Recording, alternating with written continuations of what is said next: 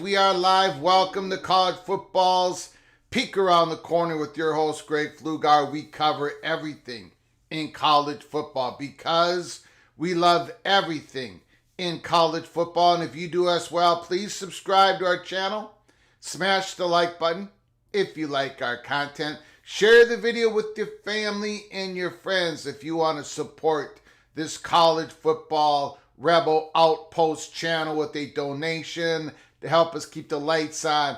When you make a comment, hit the $. We'll get you a super chat as quick as we possibly can. Welcome everybody, one and all, into the studio. PATC breakfast here on Monday morning, July 22nd. Come on in. Don't be afraid. Come on into the studio that sits on the corner, the very corner of Keith Jackson Parkway and Kurt Gowdy Avenue. Do not be afraid. Do not be afraid, PATC legend. Don't be afraid to be a legend with your comments in the chat room and with your phone calls late in the show. Looking at the comments.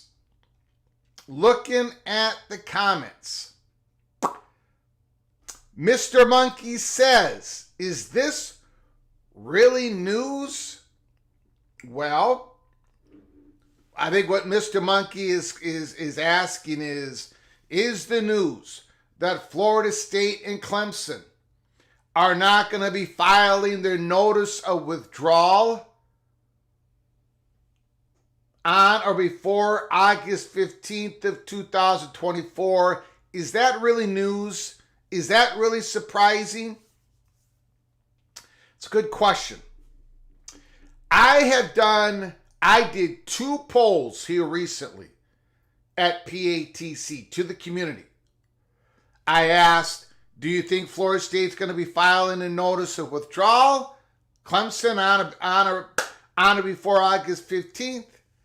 I've also asked the question, do you believe that ESPN is going to be declining the option on the 2027? They're going to continue to distribute ACC's content beyond 2027. There was a lot of people in both those polls who believed either or both that Florida State Clemson were going to file notice of withdrawal on or before August 15th, and that or the ESPN or ESPN is going to pull back and decline their option.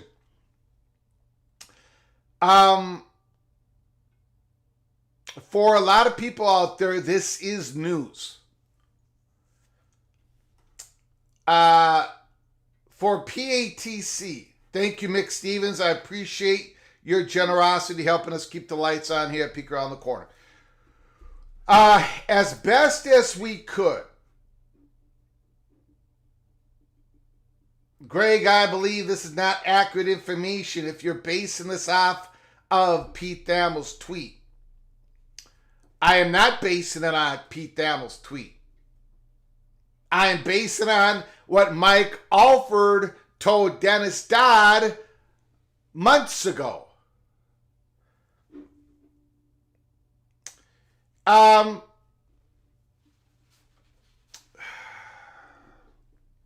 Look, and I get it. Still a lot of people believe, look, Biden wasn't going to drop out either until he did. A lot of people still out there probably thinking this is going to happen.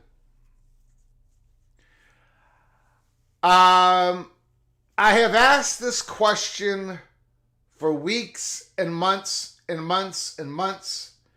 What is Florida State's and Clemson's advantage in withdrawing from the conference? I haven't gotten an answer yet.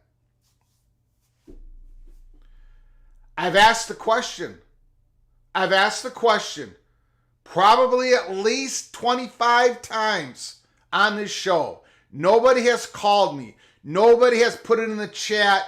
What is the advantage for Clemson and Florida State to file a notice of withdrawal?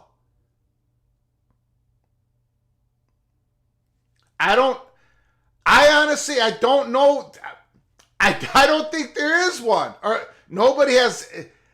It doesn't force. Why would it force the ACC to the settlement table? I'm open to that proposition. I'm open to that argument. I don't see how it forces the ACC to do anything. And if it did,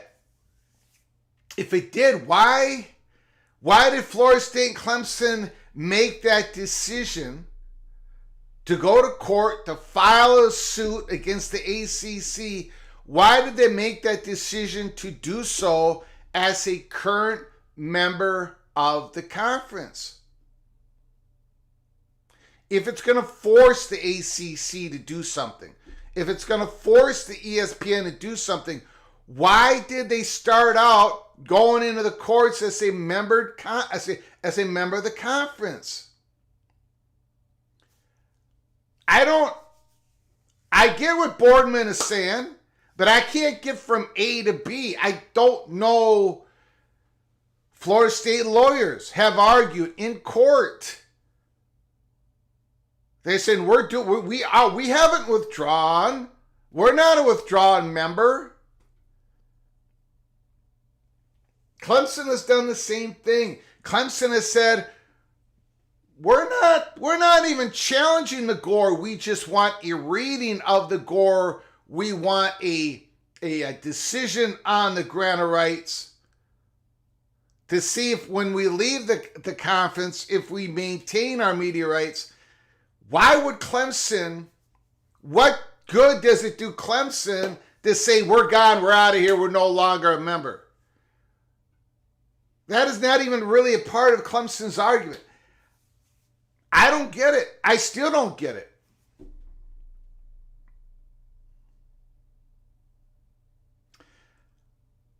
I don't get it. But I know a lot of people believe it. And, well, anyways, we're going to talk about that. We're going to talk about the ACC Media Days begin today. And did you see their tagline? They got a big old poster and ACC country, whatever. We're going to show the picture. And then underneath it, did you see the ACC's tagline for this year's Media Days? I don't know who made the decision to put that on the banner. But my goodness, what the bleep is going on? Who is making these decisions? We're going to show you that. We're going to show you the Big Ten media poll. It looks a lot like PATC's prediction of the Big Ten. A couple of different changes, but pretty much we agree. We're going to show you that. We got a lot more to get to. Again, your comments, we'll get to them. Super chats, we'll get to them. And we're going to get to your phone calls. Let's do a roll call. Chad Bracey is in the house. T-Ducks, Joaquin Morales, Baylor Bear Patrick, Skaven, yes. Skoducky, morning, PATC.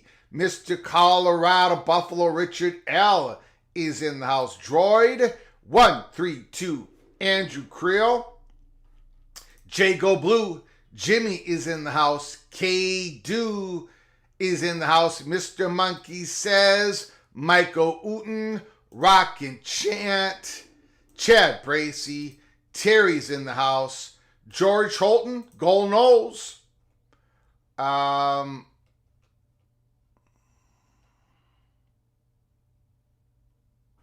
Christopher Mercado is here. Laura Weiss is here. Immaculate Vox Quindardo is here. Clay Try. Kurt Searcy is here. I don't think anyone outside of Michael Alford and Florida State BOT will know anything until the announcement is made public. True. But Michael Alford told Dennis Dodd in June that they were not going to, they weren't going to file a notice of withdrawal. And it was in public. No, this is not about the Florida State meeting, Immaculate, but I appreciate you coming on in. I was not going to cover that. I said a few days ago, we got word that it had nothing to do with anything we'd be interested in. Papa Cade is in the house. Florida State 11 is here. Big Ears Bo is here. Mick Stevens. Lego Gators.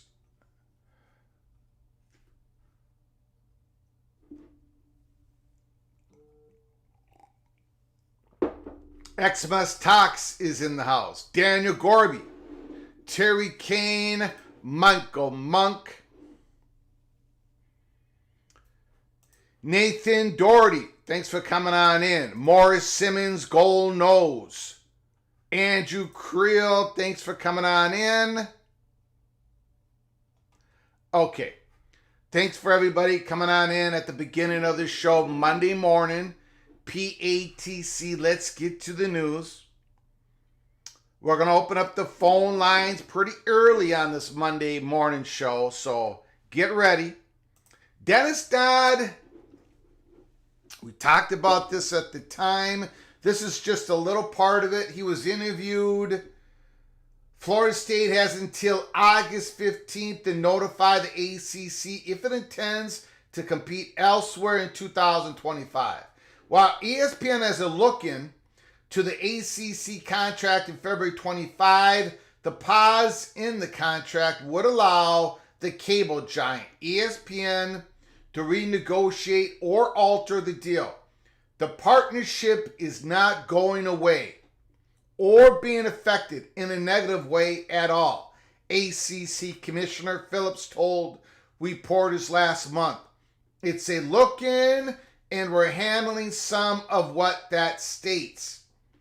We're not looking next year, Alford said. Speaking in general terms, we're forecasting where Florida State is going to be in 5 to 10 years. That's just part of what Michael Alford said. Brett McMurphy this morning. Back in June, Florida State Athletic Director Michael Alford told Dennis Dodd that Florida State would not notify the ACC intent to leave before August 15th deadline, meaning that Florida State and Clemson would remain in the ACC through at least the 2025 football season. That is part of the reason, not the only reason. Before June, here at Peek Around the Corner, just couldn't. That was the chatter behind the curtain that they were not going to file notice of withdrawal. It is also, and I brought this up on a live show Saturday, it is also the chatter behind the curtain that ESPN is not going to decline the option on the ACC contract. They're not going to walk away from it. It may be changed. And maybe they go to 9 conference games. I do not know. But we believe here at Peek Around the Corner that ESPN is just not going to drop the contract. They're not going to walk away. Pete Thamel, again, people, I'm not basing this on Pete Thamel's tweet. But again, he's part of the chatter behind the curtain. A lot of people say, well, Pete Thamel's only being a tool for the ESPN juggernaut. Maybe he's lying. I'll leave that up to you. I don't believe he is. I do definitely not believe he is. Pete Thamel have been told by multiple sources that there's no expectation for Florida State or Clemson to notify the ACC they intend to leave by the August 15th deadline to depart after the upcoming year. That's the deadline to declare intentions to exit for the 25-26 year. They are both in the throes of ongoing legal battles regarding the ACC's grant of rights and withdrawal fees, so there's been little expectation of imminent movement. Again, this is what Pete Thamel's saying, what his sources are telling him. I don't believe this is breaking news. That's why we did not start that's why the breaking news is not part of the title on the program. David Hale. Clemson, Florida State not leaving before August 15th deadline. This shouldn't come as much of a surprise, as folks at both Clemson and Florida State have said all along. They knew there was a long legal runway here. That's why they filed when they did. They were planning on a 2, 3, 4-year wait. The point was to get Gore clarification, clarity, before it became an existential crisis, so that when the money issues really hit, they'd be ready. Especially on the Clemson side. They want clarity on the Gore, the grant of rights, in connection with the media rights agreement. Clemson is very narrowly focused on one subject at hand. Why would Clemson file a notice of withdrawal at any point? They're not even arguing. They just want to know if they leave the conference, do they have their media rights the day they officially leave? They believe so. ACC's arguing against it. Okay. Now, there's a little bit of a nugget of information here, Knuckles, on 3. A source close this morning, a source close to the ACC lawyers told on 3 a settlement is not on the table and there is not a clear end in sight. The source also confirmed for on 3 that the ACC is not expecting Florida State and Clemson to notify the league they intend to leave by August 15th deadline to depart after the upcoming year. As first reported by ESPN, well, Dennis Dodd had this he had this quite a while ago. All 17 ACC football programs will be playing this year, a source said. Also, a little bit of a nugget of information from On 3 Knuckles. You have all these private equity companies circling college sports, the senior TV source told On 3. I think that is going to be a factor in the Big 12. Maybe some of the other smaller conferences. I don't know at the moment how the Big 10 and the SEC are going to react to it, but I do see the potential of further destabilization. We're going to keep an eye on private equity here at Peek Around the Corner. The potential impact. We're not just talking about Conference USA or the AAC. We believe here at Peek Around the Corner the AAC is deep in discussions with private equity. So we're probably going to have more on that later this week. The AAC. That is the chatter. So we're going to keep an eye on all that. Now, the ACC tagline that I was talking about earlier here in the monologue. Toughest non-conference schedule in the country.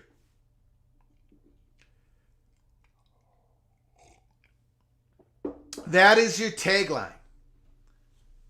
That is your theme. Toughest non-conference schedule in the country. Of course, some of those tough non-conference games are not even ACC owned content. They're not in the home stadium of the ACC teams. That is what you're leading with. Toughest non-conference schedule in the country. Wow. Whatever happened to that tagline that they were using, that theme? What was it again? The ACC is greater than before, and then you show more. There's 17 members. I can't remember.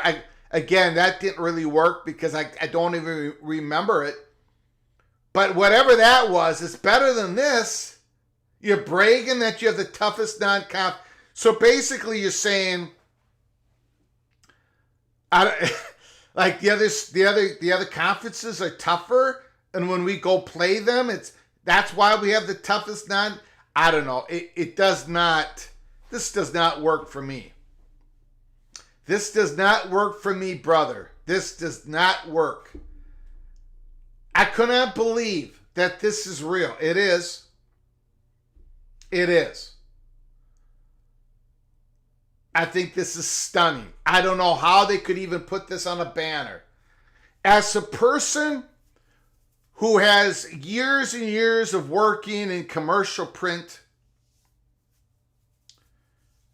if I was the account manager of the ACC, and I had this,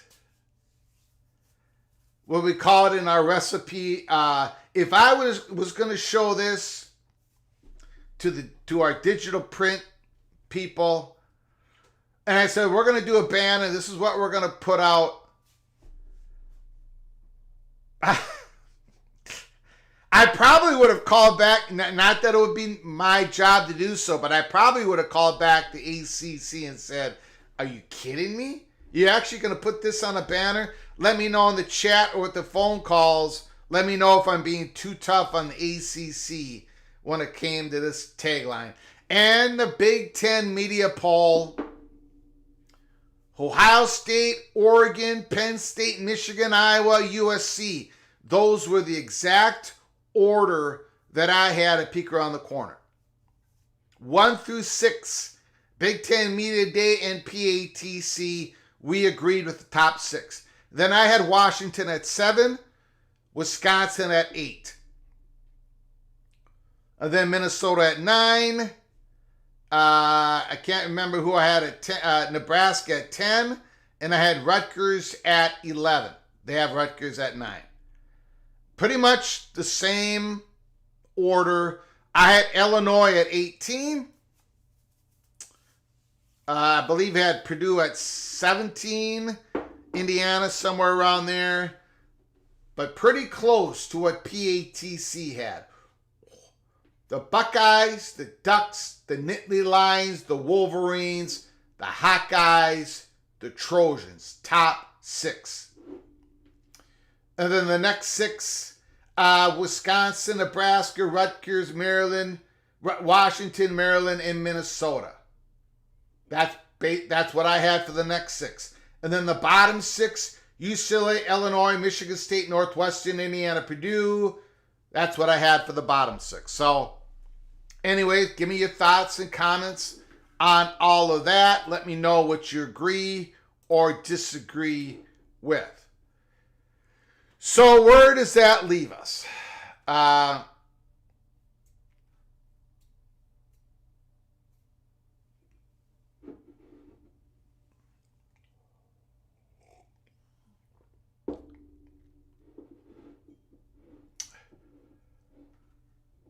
Then why file a lawsuit? You are filing a lawsuit so you can have the option of leaving the ACC conference if there is a better future out there for you.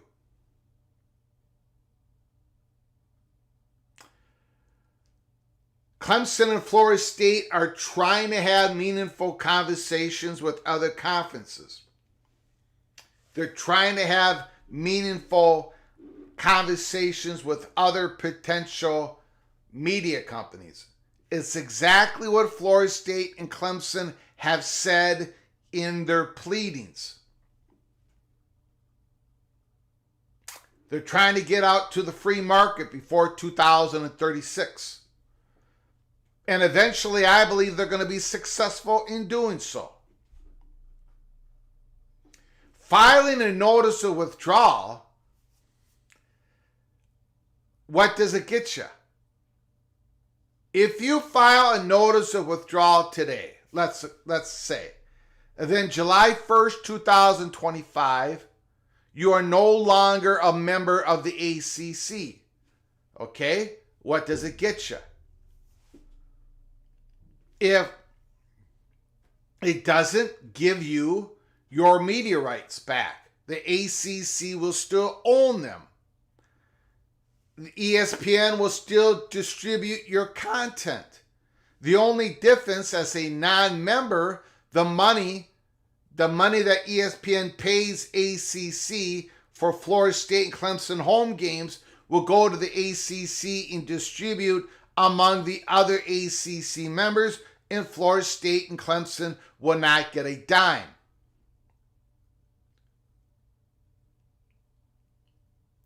Filing a notice of withdrawal doesn't do anything.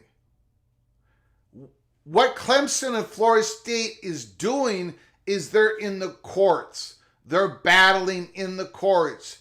There is some reason, in my opinion, there is some reason for optimism in Pickens County. For one, get leverage. Get that judge. If that judge rules in favor of Clemson and the ACC appeals, now, you have a race to judgment between all the state courts. Maybe more pressure gets applied in the ACC and maybe they come to a settlement. That's why you're in the courts. There are people out there who believe these court hearings are all window dressing. That's not the real story. That really there is a magic potion. There is something going on that's not in the courts that's going to resolve everything very easily. A composition clause, all this other stuff. The College Football Playoffs Committee will allow them for conference realignment, or the latest one of last month, because of the emails between Clemson and the ACC, FBI is going to be knocking down on the doors of the ACC. All this magical stuff supposedly going to happen that's going to resolve everything. No, there is no magic quick solution. It's why Florida State and Clemson went to the courts.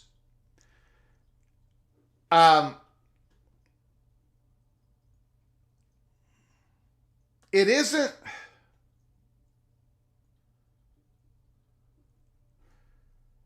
Thank you, Florida man. Watch. Florida State Board of Trustees voted to request more money from legislators to meet the test for AAU approval. Thank you, Florida man. I do appreciate that information.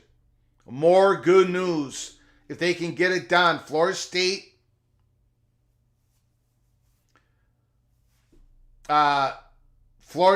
is an emerging research university. No question about it. The ACC said ESPN will not broadcast their content. I agree. That's what the attorney said. I believe the attorney is wrong. But I do agree, King Spleen, that's what the attorney said.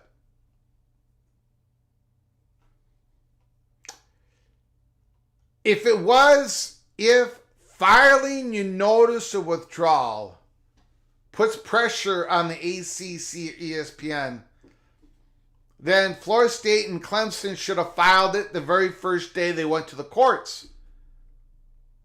But I don't think it gives them any. I think it's just. That's probably one of the many banners there. You're taking a cheap shot. You're probably right. Maybe. I don't think I'm taking a cheap shot, though. I would not have that on any banner. Not a single banner. Let me put it that way. But there probably are many banners there. I hope to see more in the coming days. I don't think I'm taking a cheap shot. I think,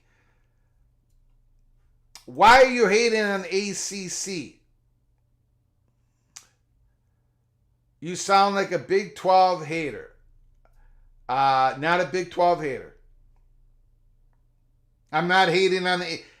I think that banner is ridiculous. That's my opinion. Why would you be brag? It doesn't brag about your conference, man. Brag about your conference. The most doesn't make any sense to me. Just my opinion, guys. Just my opinion. Good intentions, bad execution. Probably has to do with them trying to build up their teams. Strength of schedule. It's a good point. Good point. That's just one sign. It's not the theme or tagline for media days.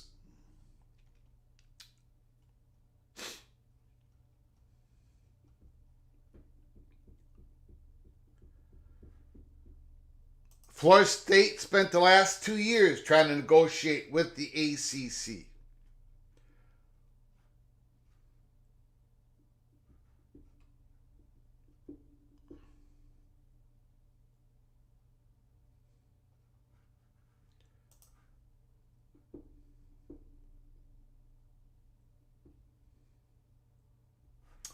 They have 4-game out-of-conference schedule, yes, so they're trying to turn it into a bonus, not a negative. I do wonder. I do not have any steam on this. No information. None. Zero. Not a zilch. But I do wonder. I'm just speculating out loud that is part of what Phillips and ESPN is talking about in this look-in, in whatever you want to call it, the look-in of 2025. Are they looking at adding another conference schedule, going from an 8 conference games to 9 conference games? Is this what they're negotiating? Is this what they're trying to figure out? They've expanded to 17 teams. There is more and more smoke that the SEC is going to go from 8 conference games to 9 conference games. Is this a way for ESPN to give more money to the ACC conference? Going from an 8th conference game to a 9th conference. To tweak the contract a little bit. It does not dissolve the ACC gore if they do so. The members will vote on it. It does not dissolve the grant of rights.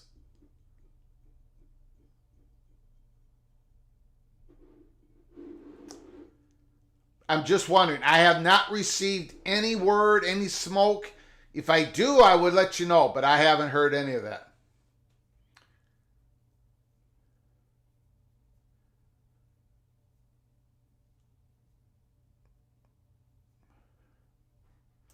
Friends call me Sean. The court cases have 2 purposes. Get your grant of rights back earlier and to put pressure on ESPN not to renew the extension. Is it worth renewing if Florida State and Clemson are not in the league? Want to risk it?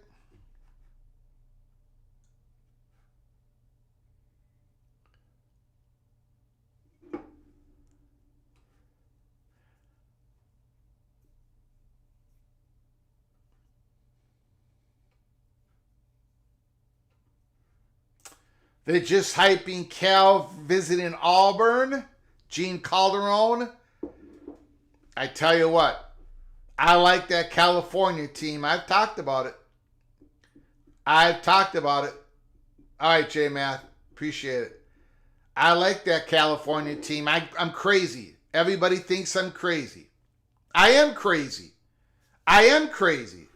But remember, ladies and gentlemen, this year, I am not Greg the Cooler. I am Greg the Gold. California is going to cover the spread on a lot of their games. Go, baby. The quarterback, Mendoza, the running back, Jaden Ott, California is going to score more points this year than they've had in over the last decade. Look out. California Bears. They are golden.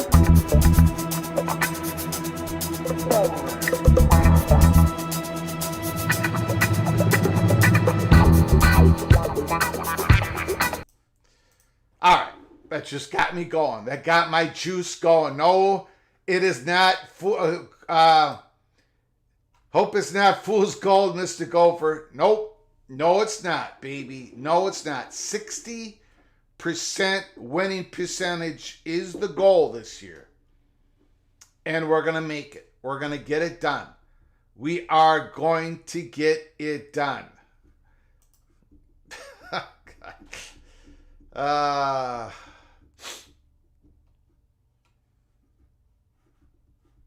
Okay, we're just going to open up the phone lines nice and early this morning.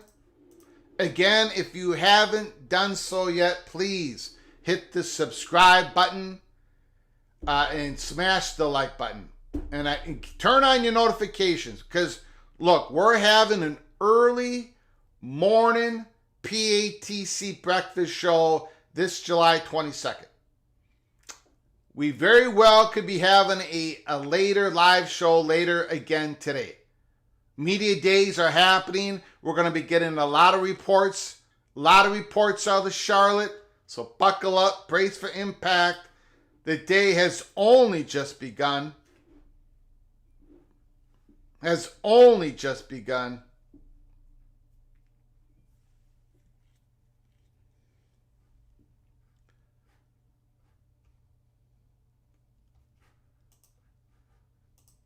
Phone lines are open. 763-260-1333. Just checking on more reports. If there's any more reports coming on in. According to On3 sources, settlement is not on the table. That is coming from ACC sources to On3. There is no settlement on the table.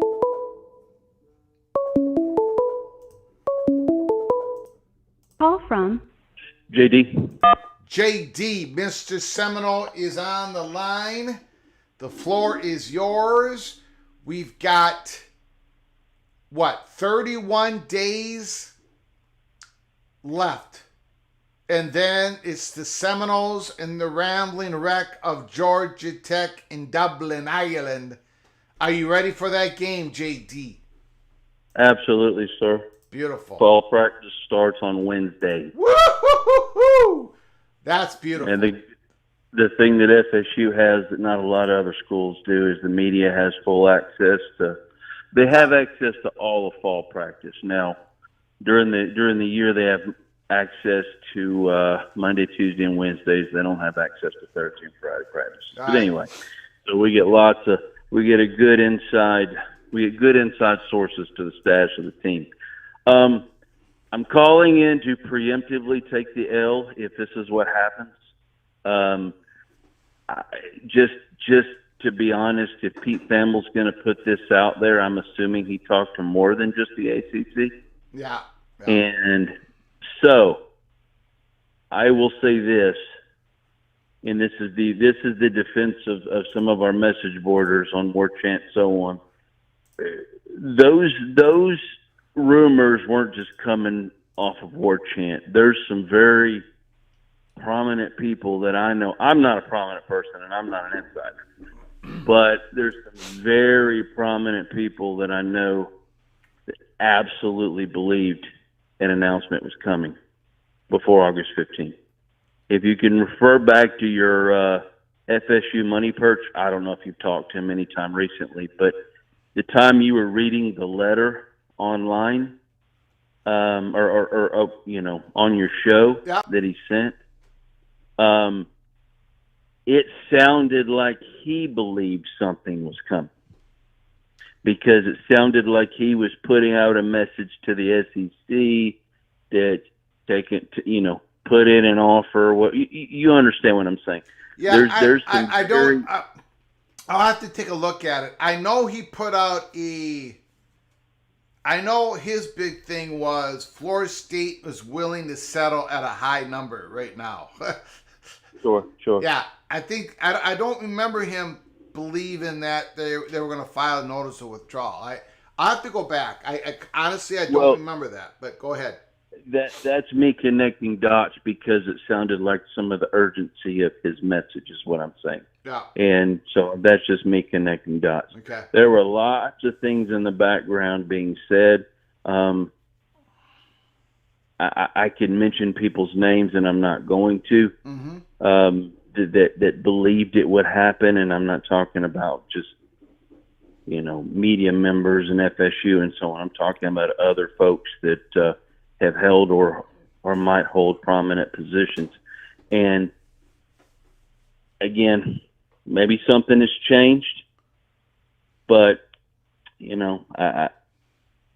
I could say things in private that would get people's attention, but maybe something has changed, or maybe they anticipated some type of a deal up to this point where they could announce, or I don't know. Maybe people took conversations that they had with the inner circle and took it to mean one thing or the other. Again, I don't know. I'm not going to sit here and defend everything that happens on a message board, but most of those conversations are based upon other things being said amongst people with some type of inside conversations. And I've seen some crazy things going through social media. Don't get me wrong. There's crazy things that happen that can get said on War Chant too, especially from genetics. Mm-hmm. But only a certain percentage of the fan base even really gives them a lot of credibility. I mean, most are just the casual fans or wishful thinking, or those that engage in wishful thinking. But I'm not going to lie. I really felt like something was happening this August, or actually in July. Yeah. And I don't know. Let me put forward a scenario to you. This is all 100% speculation. Nobody has said this to me. This is 100% speculation. Okay? We're pretending. Everybody, we are pretending. People are going to take this out of context.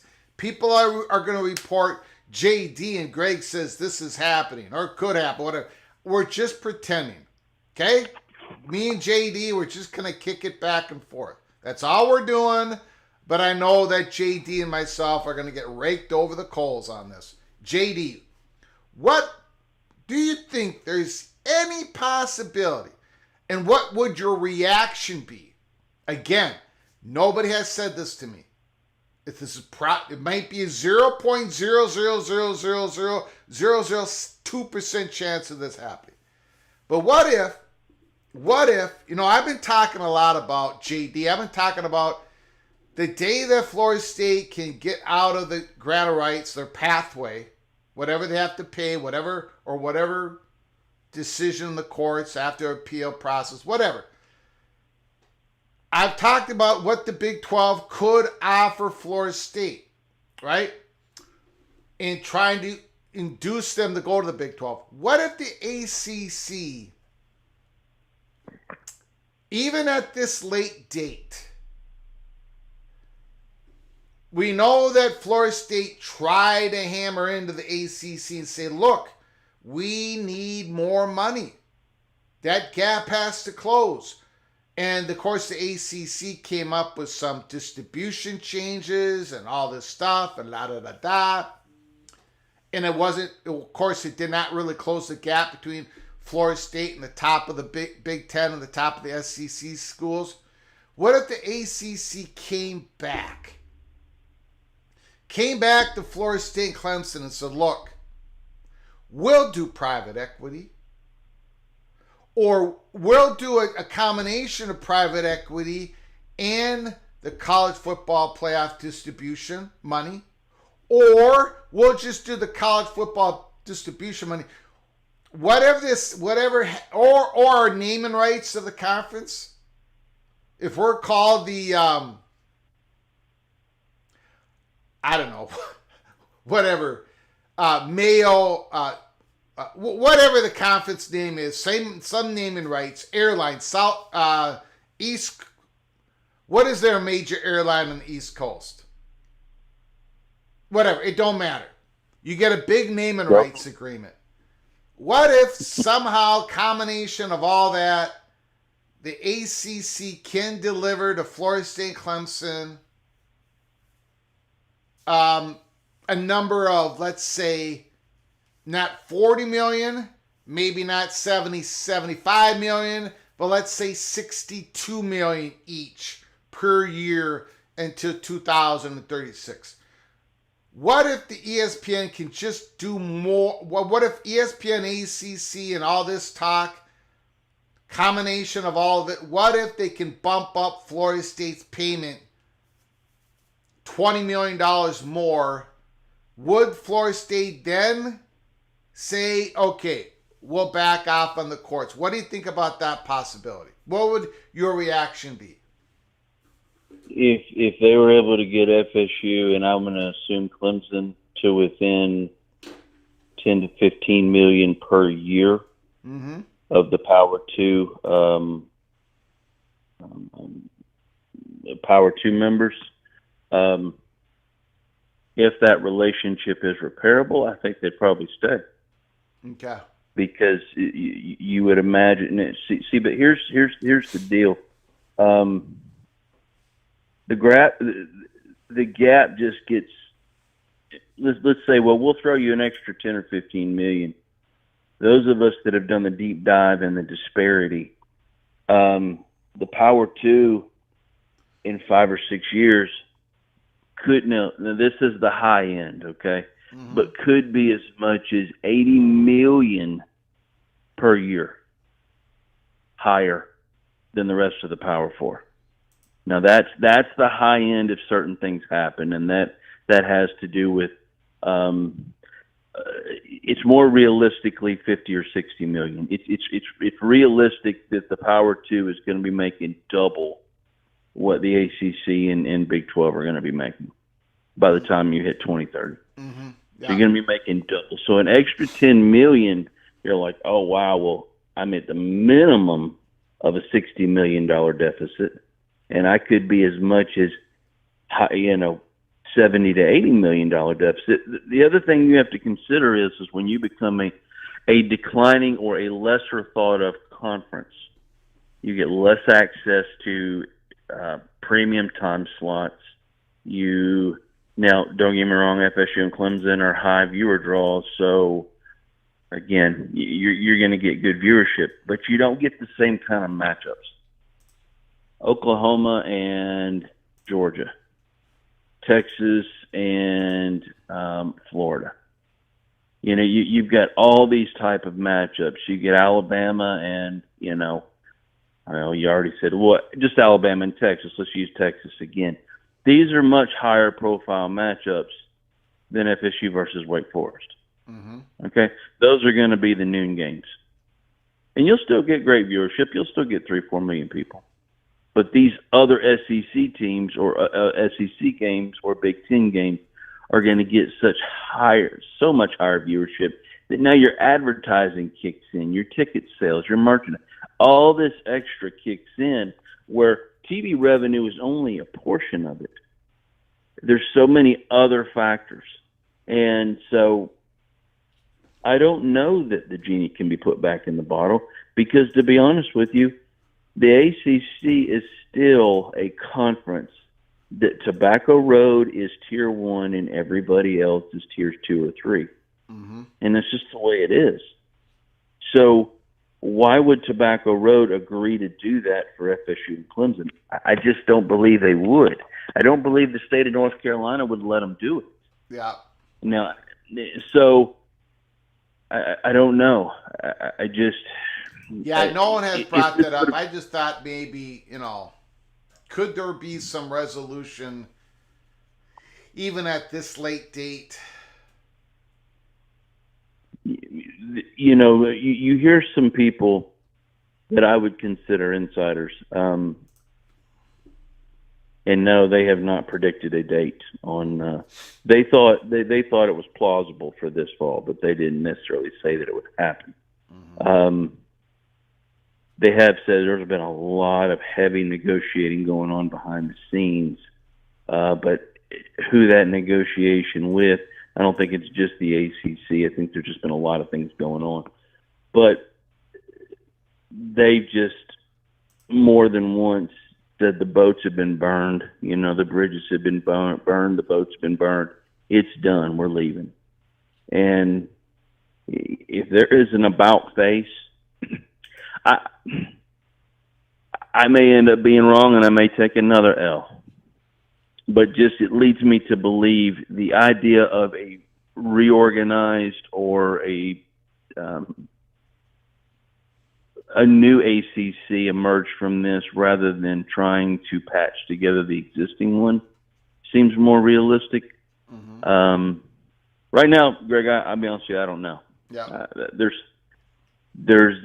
things that I believe to absolutely be true and that were absolutely going to happen and now been called into question. Mm-hmm. The only caveat I'll throw out there, this is the beginning of ACC media days. Yeah. So if FSU was to announce they're going to keep their mouth shut and the ACC is going to take a victory lap today and tomorrow and Wednesday, mm-hmm. and then we may hear something later on. But I don't know. The momentum was heading in a certain direction, and then now things have gone quiet. And you don't know if things have gone quiet because they're letting the dust settle before they, make a major announcement, or mm-hmm. they didn't get the movement they wanted, and they have to punt. Mm-hmm. And I don't know which. And with the news this morning, I'm thinking they punted. Yeah. So, anyway, I was just calling in. I don't know that it's an L, but I was preemptively taking the L because it's been hard to get into your shows lately, so I figured I better go ahead and offer it up. I appreciate it, JD, Mr. Seminole. You're a good man, sir. Thank you, sir. I appreciate you. Have a good day. Yep.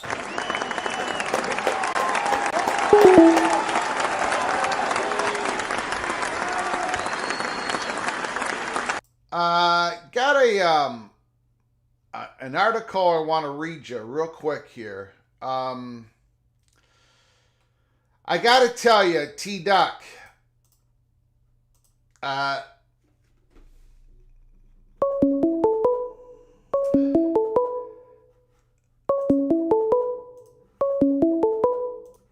call from Immaculate. Immaculate. Thanks for calling, sir. Can you hold on a moment? Sure can. T-Duck, Ohio State can demand 2 times or more to go to the SEC next round. Sure. I think people, and T-Duck, you're a Duck fan. I think you're going to learn this probably pretty quickly. Ohio State and Michigan, man, and these Big Ten schools, they don't really have any interest to join the SEC. They're cut from a. That's not something that I can tell you right now, and I've hinted this, not hinted, I've said it.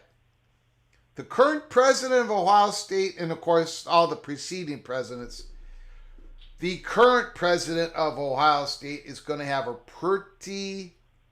is going to set the bar pretty high for any other schools to come into the conference when it comes to academics and research. Just letting you know that right off the bat. And I've said that here in the last couple months. President Carter,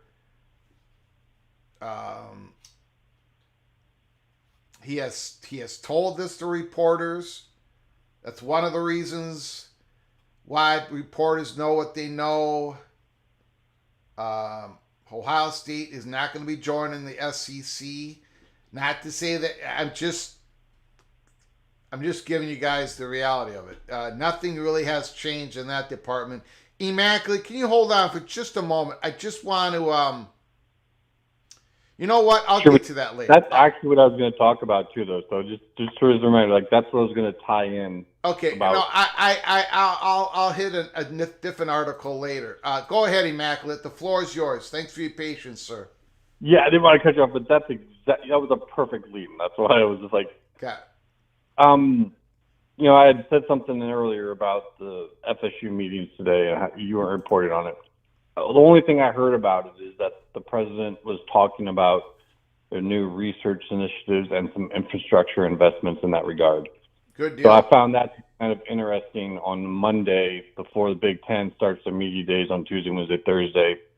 It's just interesting timing. And then with what you just said about how schools need to be higher and bigger in those regards, I just kind of found that to coincide with what they were doing today, who maybe they're reaching out to on the day before they relationships. Yeah. PATC has not closed the door on the possibility of Florida State going to the Big Ten, but they're not their top target.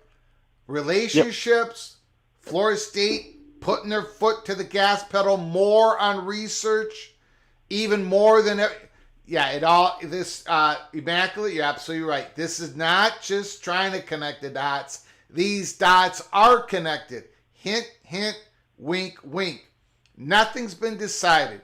Florida State wants to have the opportunity to speak to Tony Petitti one-on-one, no limitations, show their commitment, and something can happen. But right now, they're not the top target, but Florida State is continuing to try to emerge more and more as that big research university. Just another reason. Ohio State's not going to the SEC, ladies and gentlemen. That's not happening. Go ahead, Immaculate. Yeah, I just finishing up with that to say, that's kind of what I thought the meeting was going to be. Anyways, when they were talking about the president was talking, the president's not coming to get involved in athletic stuff. That's why he has an AD. That's entirely Alford's thing to talk about. But when the president was coming to that meeting, that was meaning that it was university business. And for that university business,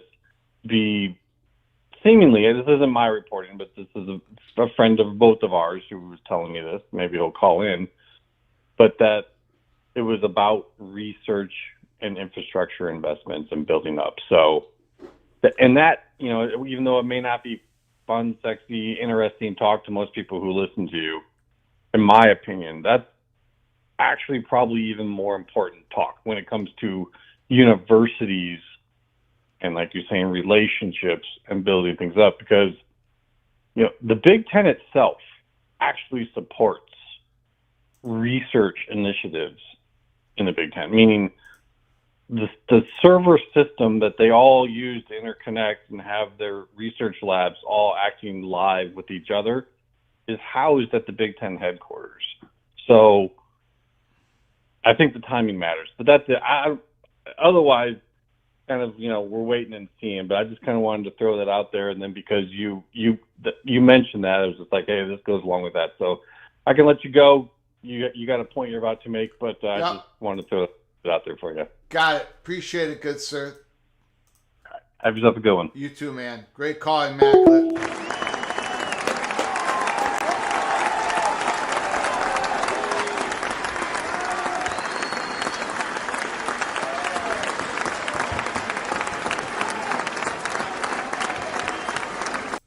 Thank you, Michael Monk, for the super chat, for the community. Thank you so much for your generosity once again, helping us keep the lights on here at Peek Around the Corner. I do appreciate it, Michael Monk. Here is an article I just want to read real quickly. Facing identity crisis, frustrated ACC members point the finger at TV coverage or the lack of it. Clemson's coach Dabo Swinney once complained about the ACC network's programming, according to sources, and asked, why can't we have a bleep and fine bomb show? Sweeney's not the only ACC power asking about its national bite. In the hours preceding college football's playoff final rankings announcement, there was a notable voice missing from the conversation. Anyone representing the Atlantic Coast Conference. Former Florida State quarterback E.J. Manuel, whose alma mater was the hot button discussion, was in the Bristol studios and available to jump on ESPN's coverage that Sunday, but was never asked. People familiar with the decision told 247 Sports. A roster of analysts with the ACC network were not invited to participate.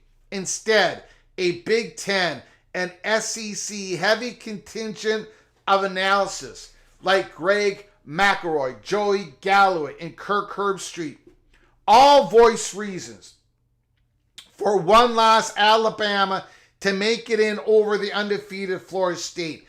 Interesting. ESPN's show opened with a discussion on whether Georgia, losers in the SEC championship, should be in the playoff.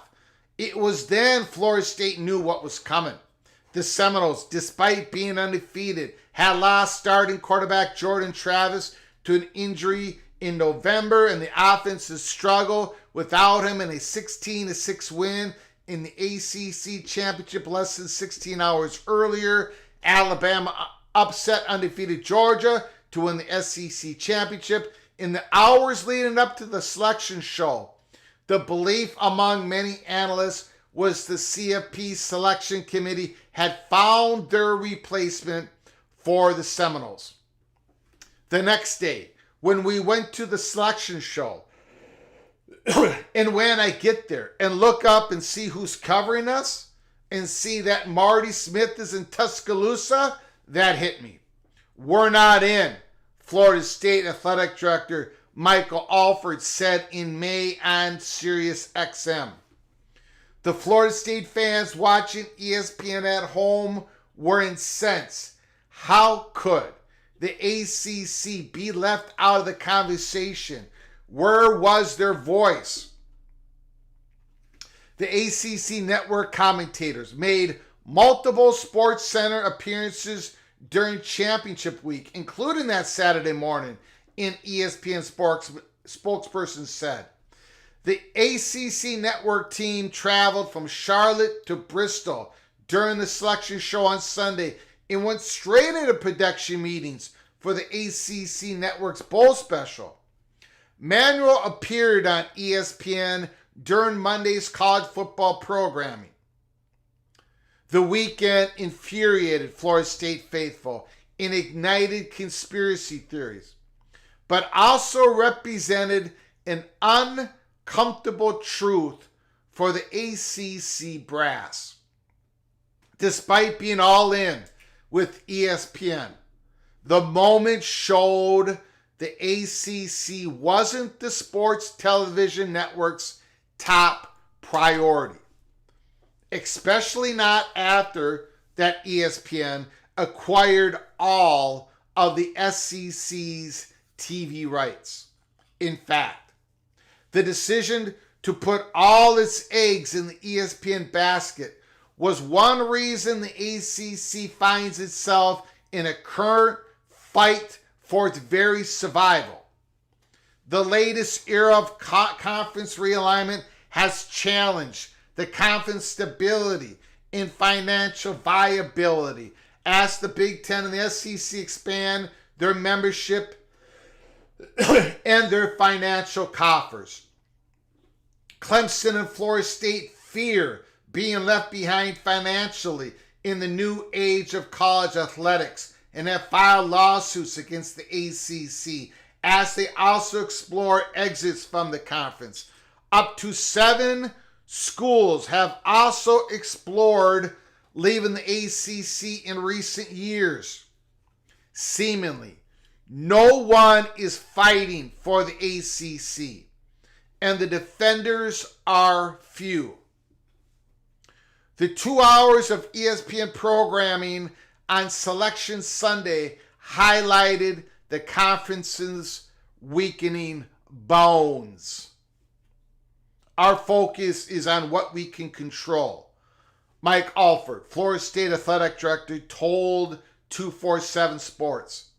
That's all we can do on the field, administratively and in every facet. So that's what we spend every moment locked in on, making sure we position Florida State for the future. If our efforts and intentions are proper, we will usually get the desired result. We remain faithful to that ethic. The fact is, the SEC moves the needle more with viewers than the ACC. Among the 50 most watched college football games last season, 33 featured SEC teams compared to only 11 for the ACC. The most watched ACC conference game was Louisville and Florida State in the ACC championship, which were ranked 22nd. The SEC had 7 games rated higher than that, which doesn't even take into account Texas and Oklahoma, which officially joined the conference in 2024. Why can't we have an effing Feinbaum show? John Swofford wanted the ACC network badly. Whenever Swofford and the ACC commissioner from 97 to 2021 met with John Skipper, the ESPN president at the time, he made an aggressive pitch for the ACC network. He believed it would solidify the ACC as a premier conference if it could have its own network, like the Big Ten and the SEC. The only problem? Skipper promised SEC commissioner that the SEC network would be the only conference network that ESPN would be involved with, according to multiple sources. John Swofford was so desperate to have an ACC network that he was willing to accept an ESPN-friendly deal that has since become the source of multiple lawsuits. The deal, which runs through 2036 and pays each school about $30 million annually, was so good for ESPN that Skipper had no choice but to say yes, despite his alleged promise to the SEC commissioner. The once close friends, Slive and Skipper, did not speak for a year because of this. Florida State and Clemson, arguably the ACC's two most valuable brands, are currently suing the conference over the grant of rights agreement. That's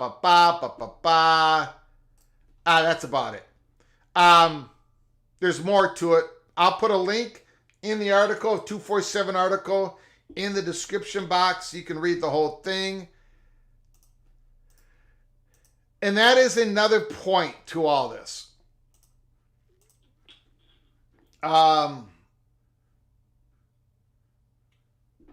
Greg, I'm finally glad you're seeing the failure. I don't think I'm finally seeing the failure, King Splint. But anyways,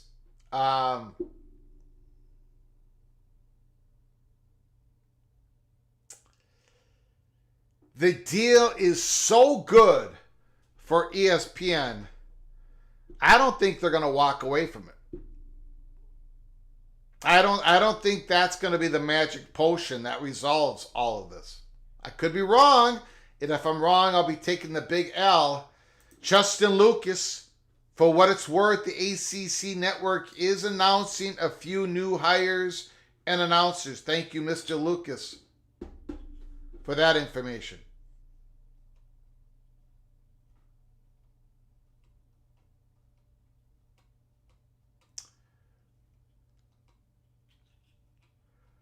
We're going to open up the phone lines once again. I just wanted to read that. ACC, we're in ACC Media Days.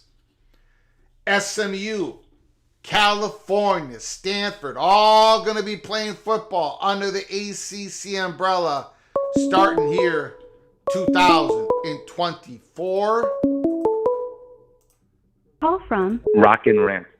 Rock and Rant, Mr. Hurricane is on the line. The floor is yours. Good morning. How are you today? I'm doing good. Good morning to you. How are you doing? I got a bone to pick with you, man. You're making me have to call in and sort of defend the ACC, and I don't like that you're making me have to do that. Is it about the banner? It is about the banner. Okay, and I apologize, everybody. No. I'm gonna let you go after me. No problem. But okay. I apologize. I reacted to it in a very negative way.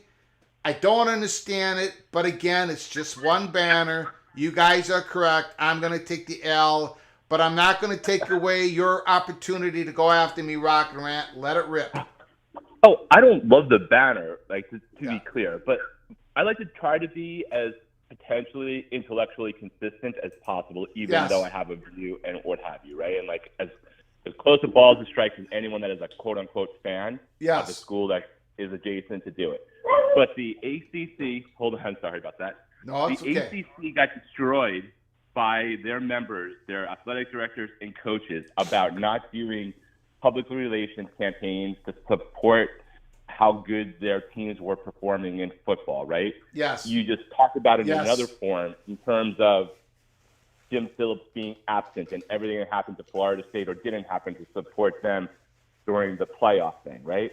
So they were, and their PR team is clearly not super great, and Jim Phillips is a terrible lead man for any of that stuff. But last year, as an example, all the out-of-conference stuff, the ACC had a better record against the SEC, right? And that was sort of ignored as a relative thing. So if you're been given a mission to promote your team and your league better, right, about how good the quality of football is and what they're able to do, then us being within a lot of other messages that are more important that you would need to do would probably be able to sit there and say that regardless whether you have 3 or 4 out-of-conference games, if the strength of schedule that your teams are willing to go and schedule out of conference then begets you both great strength of schedule for all of the calculations for the playoffs, but also winning records against perceived leagues that people might think are stronger than you. And, we know that's the case in terms of the membership for the SEC and Big Ten. That is a smart talking point to put out there if you just got raked over the coals for not doing enough to support the football program and the credibility of the league. That's my only point. If it's the only banner there, that you don't have an L, I think it's just like tone deaf. In context of everything that's going on with realignment, it feels a little bit weird. But if you take it in the context of what I think probably was done for it, it makes more sense. That's my good argument. Good. You make a lot of good points. No question about it. Now, they probably did something stupider that we'll all rake all over the coals in the coming days. Anyway, so this is a momentary lapse of hey, that's what I think it is. I'll defend it because from that specific point of view, it makes more sense. I'm going to pull back. I'm pulling back on my criticism of the banner, guys. I'm pulling back. I'm pulling back. The ACC's got 99 problems, but a banner ain't one, right? That's essentially it.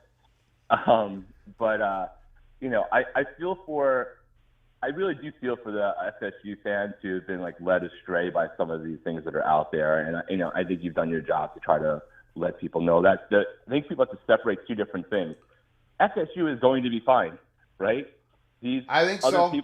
I've said so. I think they're going to get what they. Yes, I agree.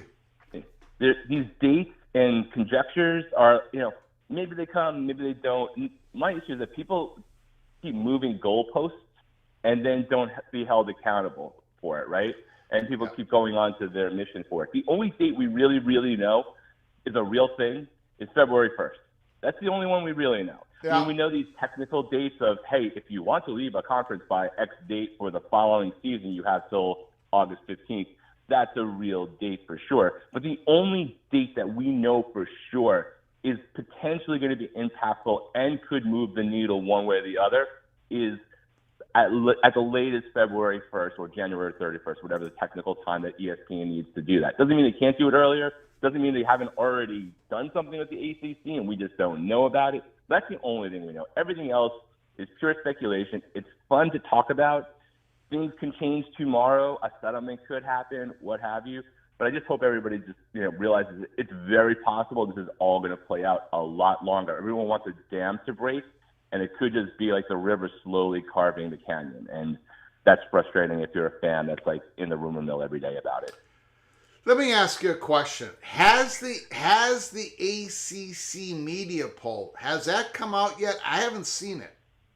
I haven't seen it yet either. Yeah. I want to say that the SEC one came out during their meetings as opposed to Before? predating it, the Big Ten one came out. I think it was actually during it. The Big Ten one seems to have just dropped the day before they start. But I have not seen an ACC media poll. I'm hoping that they'll match yours. I don't have a bone to pick with you on picking Miami third or right outside the college football playoff. You actually made me feel way more positive about the season. So But we shall see what happens. The with those. only reason, there are two reasons. No, there are three reasons. Three reasons why I don't have Miami in the playoffs. Number one, Mario Cristobal. He's just got to show it to me, right? He's got to show that he can steal a win instead of lose a win. No one's more skeptical of that than you are. I think the predominant reason that the counter would be that he's just got enough talent to give himself more buffer for pulling a Mario. But there's two other reasons why I don't have the Miami Hurricanes in the playoffs. Two other reasons. The size of Cam Ward's right hand and the size of Cam Ward's left hand. His hands are very, very small. And I think he's going to lose the ball at a very crucial moment.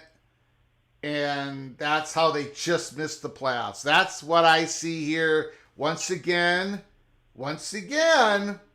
Greg the Gold is speaking. Well, I think that's a fair criticism, though I'm sure he's been working on it. I think there's also a difference of it's fundamentally different that somebody who has the proclivity to lose the ball will have less of those opportunities hit them, so to speak, when you're behind what is widely regarded to be a top 10, if not a top 5 offensive line, than a top 75 offensive line.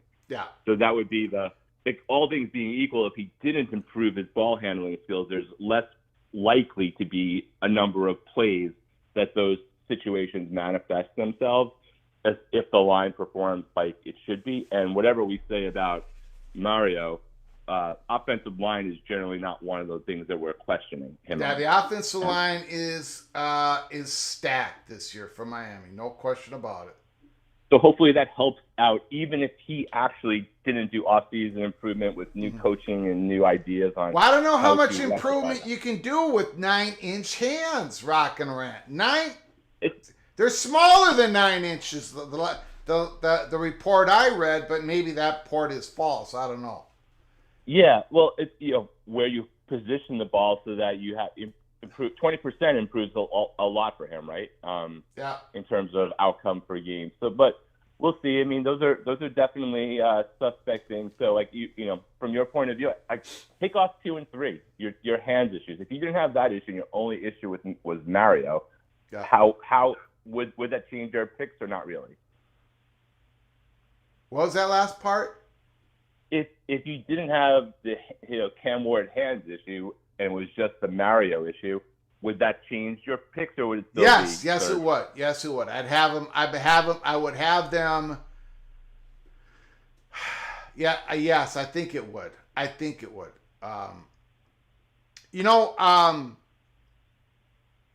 So there was another quarterback in college that performed at a very high level with very small hands, and that was Teddy Bridgewater of Louisville.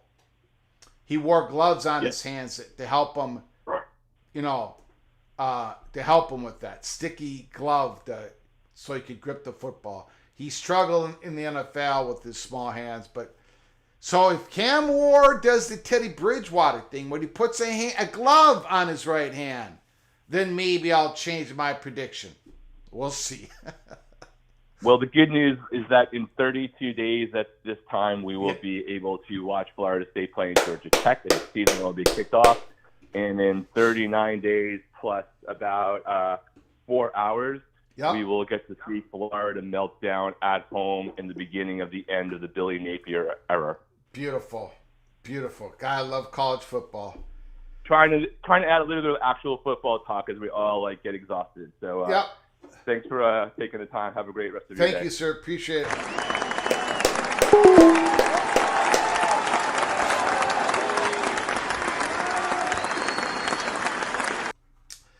Go Black 45. But the problem is, I hear what you're saying, but I think Cam Ward's hands are even smaller than 9 inches. And you measure it from the tip of the pinky to the tip of the thumb.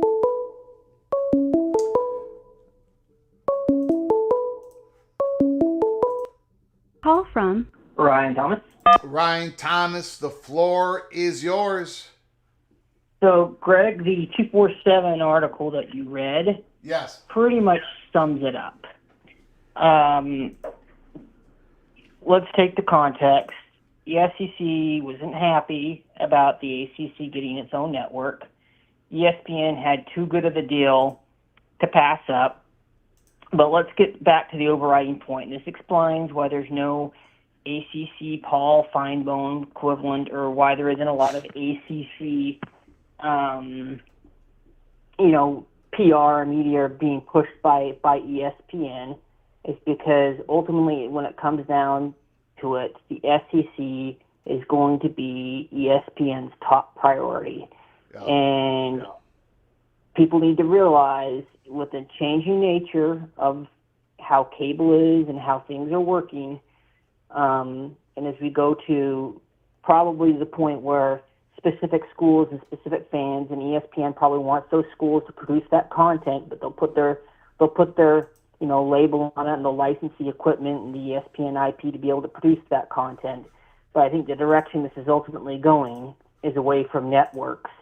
And, schools that are not in the SEC or Big Ten, where they kind of have the behemoth brands to sustain that, are probably going to be pushing out their own content on a streaming platform as we get there. And it goes back to my point, why ESPN has that look-in provision, because keep in mind, if it was such a good deal, and it was a good deal for ESPN still has concerns about it, which is why they have the option for 2027, is to make that evaluation. And I think it's going to come down to, if there's any chance that the ACC network diminishes or takes away or hinders or somehow consumes resources that could be spent on the SEC network, ESPN is going to axe it, period. So, that's a perception people have to realize, and this is why Florida State and Clemson are upset. So, I think that, and you've mentioned the other schools that want to get out too, and I just think it's interesting because, who's to say that Greg Sankey going golfing with the ESPN top executives says, I would really like to get, North Carolina and UVA. There's lots of things that happen. And I think people need to keep in mind that's the biggest 8-ball that's against the ACC network, is it will never be the conference will never be allowed to be a top-tier conference because it does not serve the interest of the SEC. Yeah. And that's sad, but that's really the hinderment to that. And honestly, I wouldn't be surprised, if the SEC wants something, or if there are budget pressures at ESPN where they have to cut things, they're not cutting back on the SEC network. Yeah. So, people have to realize that, and that's the whole thing that's driving this entire process. And as I said, and I'll say it again, you've heard me say 1 billion times, the lawsuits are not in conjunction with getting out. They're on a parallel track. So they're not specifically related to who is going to take FSU and Clemson. But because of the timing on these matters and just because of the issues involved, they're on a parallel track. And I think they're not connected, which is why they're going to move forward, and they will take a while. And if there's a settlement or something happens before there's resolution on that, then great. But they are not necessarily connected to what goes on with they're not connected directly with negotiations with any conference.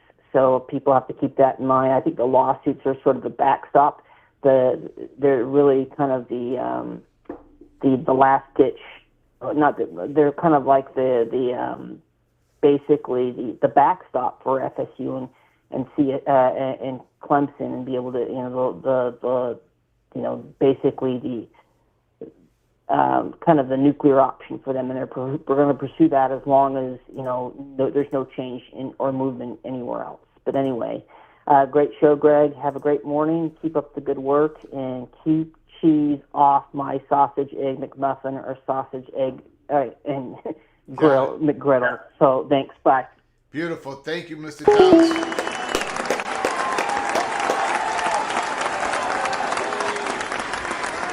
Okay, we're going to hit an article.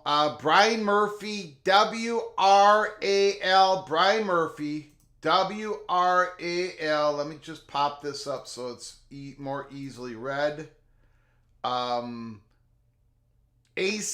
football. 5 questions. 5 questions for the league. North Carolina State, North Carolina Duke ahead of the kickoff event.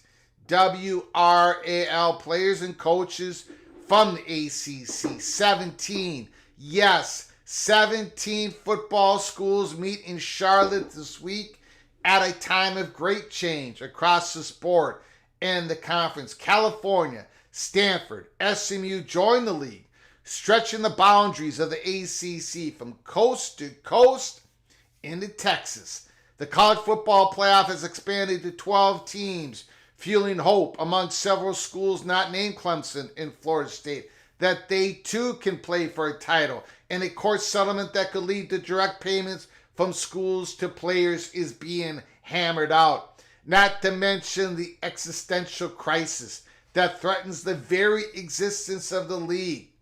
Lawsuits from Clemson and Florida State, which are seeking more favorable exit terms as they seek to depart the ACC through ongoing litigation. If successful, their departures could lead to a max exodus and reshape the conference once more.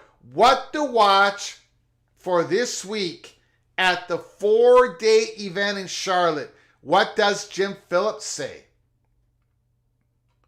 The ACC commissioner pushed hard for expansion, trying to fortify the ACC against a Pac-12-like collapse if Clemson, Florida State, and others are able to break the grant of rights agreement. The lawsuits have revealed that ESPN holds a February 2025 option to extend its rights agreements with the ACC through 2036, another key marker for the league. Does he address that question? That's the number one question. That's the number one question. Does he address it? Can he put to rest the rumors coming out of the Big 12? And that league is poised to make a play for many ACC members. The ACC set a record for revenue with more than $700 million in 2022-23, but it certainly feels like the conference is on the ropes. Can Phillips change the narrative? The next big question: who qualifies for the playoffs? Undefeated ACC champion Florida State was snubbed from the 14 playoff last season after losing starting quarterback Jordan Travis to injury. That won't happen again this year, as the ACC champion is all but guaranteed a spot in the new 12-team format. Could there be room for more than just the ACC champion in the expanded field? Florida State plus 160, Clemson plus 200, and Miami plus 210 have the best chances to reach the playoffs, according to FanDuel.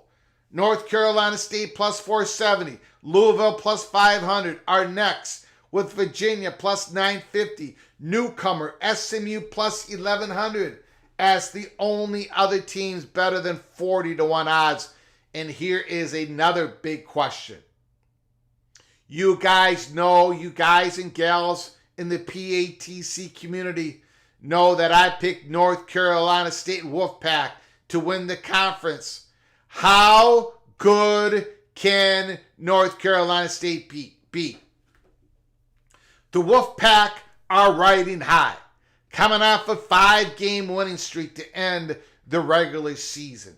North Carolina State reloaded through the transfer portal, including former Coastal Carolina quarterback Grayson McCall and Duke running back Jordan Waters. They also got Justin Jolly, the great hybrid tight end, wide receiver Justin Jolly from UConn. Both will be in Charlotte for the media days. Grayson McCall and Jordan Waters.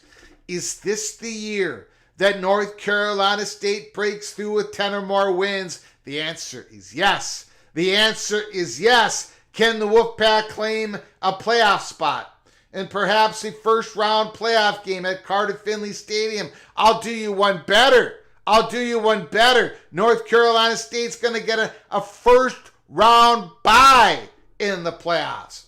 North Carolina State will be tested early with a September 7th game against Tennessee in Charlotte and a September 21st road contest at Clemson. Win both and the playoff hype will be crazy. Yes, it's all happening. It's all happening.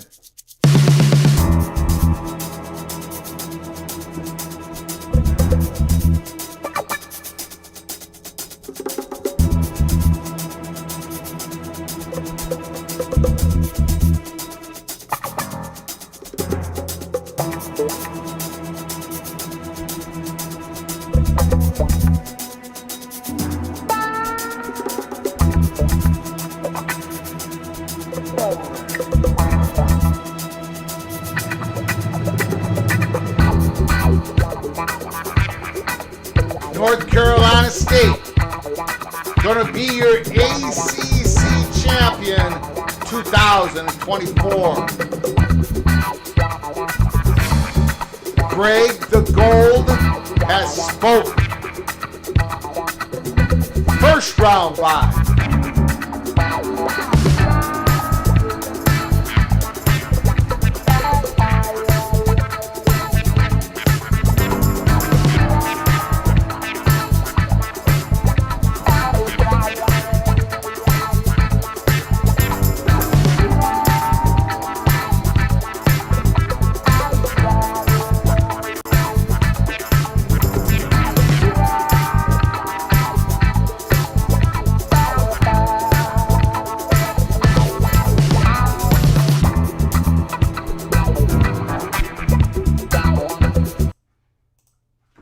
All right.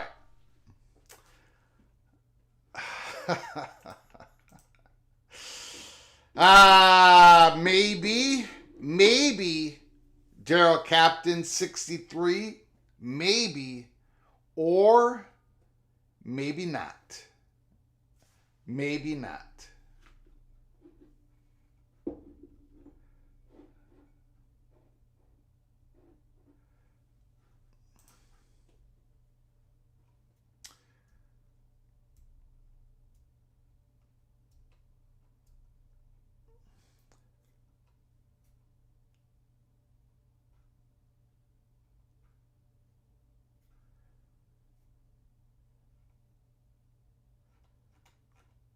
All right, we're going to shut down this live PATC breakfast show. There is probably over a 50% chance that we're going to do another live show later this evening to cover everything that's happened and said during the ACC meetings. So this is a good time to shut this live show down, collect our thoughts, and then we're going to be raking in some reporting at the ACC meetings in Charlotte, and we're probably going to come on later this evening. So, if you haven't done so yet, please subscribe to our channel and have your notifications turned on so you get notified when we come on live. We can come on live at any time here at Peek Around the Corner. We go where the story goes. Again, Pete Thamel, Dennis Dodd, Brett McMurphy, they've all said it. They've all saying it again today. There is absolutely no expectations that Florida State and Clemson are going to file a notice of withdrawal on or before August 15th. We have thought that they won't since the beginning of the trial. To us, it makes no sense. I'm willing, I've got an open mind. If someone can tell me the advantage of filing a notice of withdrawal, I'm willing to take that information in. But as of now, I don't see the point. Florida State and Clemson are battling in the courts. As a member of the conference, I think that's a lot better position to do the battle in the courts than a withdrawn member. That is my opinion. I think for now it's shared by the lawyers, by the universities, but we'll see as time, weeks, months continues in this dramatic story of two of the biggest football brands in the conference suing their conference. Holy smokes, we're going to continue to follow where the story goes. ACC Media Days, Big Ten Media Days tomorrow. All this week, we're going to be covering it day in, day out. So stick with us here at Peek Around the Corner. Again, we're going to shut this live show down. We're going to probably pick it up later this evening to cover all the reporting, all of which is said. The Commissioner Phillips, he's going to have to answer some questions. Here at Peek Around the Corner, we're going to be covering it, and we're going to want to get your thoughts and comments on what the Commissioner said this week, along with Micah Alford, along with Graham Neff, along with everybody else in the ACC. So buckle up, brace for impact. Until next time, from all of us at College Football's Peek Around the Corner, to all of you, please, you all take great care of each other. Thank you so very much.